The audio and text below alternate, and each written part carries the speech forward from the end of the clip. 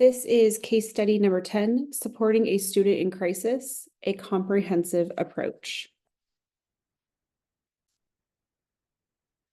The friends of a 10-year-old Hispanic female report that the girl has been cutting and has told them that she is thinking about committing suicide. A student at her school, also 10 years of age, passed away 2 weeks ago by committing suicide. The key factors to consider are, first and foremost, the student's age. They are 10 years old, most likely in their 5th grade year of elementary school. They are of Hispanic ethnicity, and the key mental health factors to consider are self-harming and suicidal ideation. The social context that comes into play are the peer reporters, as well as the suicide of a peer 2 weeks prior. The immediate response needs to be that we need to ensure student safety, first and foremost, of the student that is being reported as having self-harming tendencies. In addition, we need to ensure the safety of the students who have done the reporting. We need to notify the school administrator and the counselor, contact parents and or guardians of all parties involved, assess the risk level of the student with the reported self-harming behaviors, and implement the crisis intervention protocol detailed out by the district and or school. Our school level resources would be our school counselor.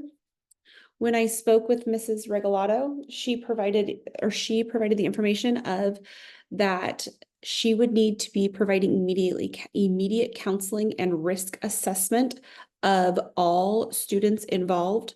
The risk assessment would mainly be for the student who has been reported as having self-harming and suicidal ideations. She would be setting up, dependent upon the risk assessment, she would be setting up check-in schedules with that student. She said that she would most likely be assigning the responsibility of the check-ins to herself and then giving resources to the family for follow-up outside of school.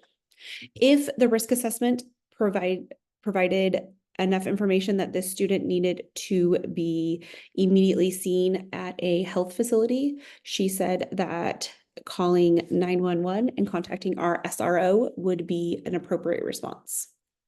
The school psychologist that I spoke with also concurred with Mrs. Regalado. He additionally said that he would conduct a comprehensive psychological evaluation. However, this was dependent upon further discussions and the outcome of the risk assessment.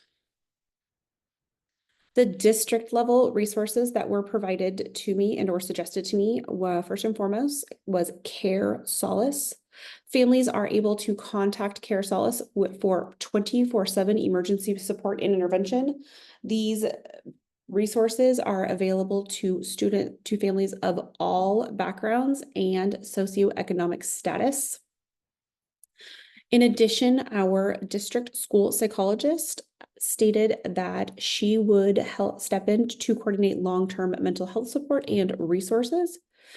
In addition, she has created the following 3 linked resources. The first 2 are guides to help parents and give additional outside resources on suicide, helping cope with it and preventing future attempts, and then alternatives to self-harming. The third linked document is an elementary student safety plan.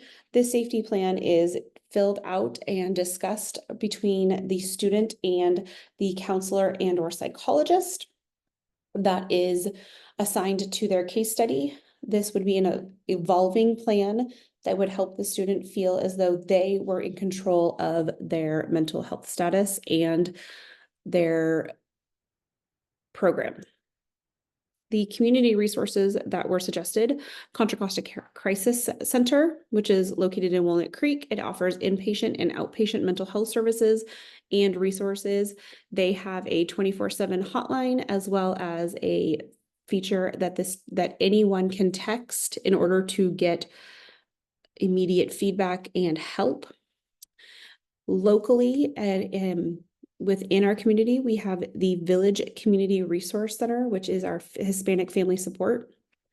The students and their families can contact this resource center, and they are provided with culturally sensitive counseling and family support. Additional information from the people that I spoke with. The school counselor suggested that to check if student has prior history of self-harming and or meeting with a counselor.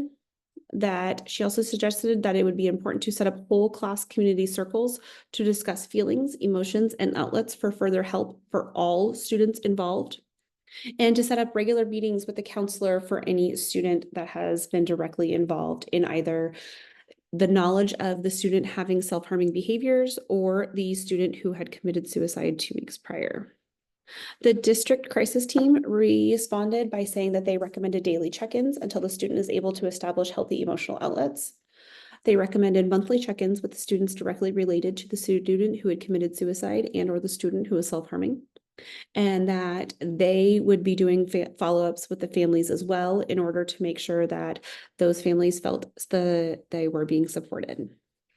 The Crisis Center and the Village Community Resource Center just stated that they would offer bilingual therapists for family sessions and that this was a common resource that was requested from families. I was surprised by the age of the students. Being 10, I felt 10 was a bit young for this. However, I do understand that mental health is happening early. Mental health crises are happening earlier and earlier for students. I was impressed by the peer reporting, and that how important how much that showed the importance of student relationships. And I was very surprised by the complexity of issues requiring multi-level intervention. I was aware of a lot of these resources. However, I was not aware of how interconnected they were to each other. Resources that are necessary would be in-school support groups for students dealing with mental health issues, cultural competency training for staff, and then parent education workshops on recognizing signs of distress in their children. These are all resources that when discussing this case study with my admin team, they felt would be appropriate for our site.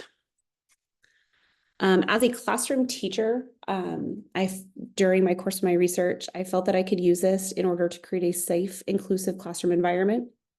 Implementing more social emotional learning activities for my students, being more observant of changes in student behaviors and or moods, and then fostering more open communication with students and their families about their students' behavior, moods, and what's going on.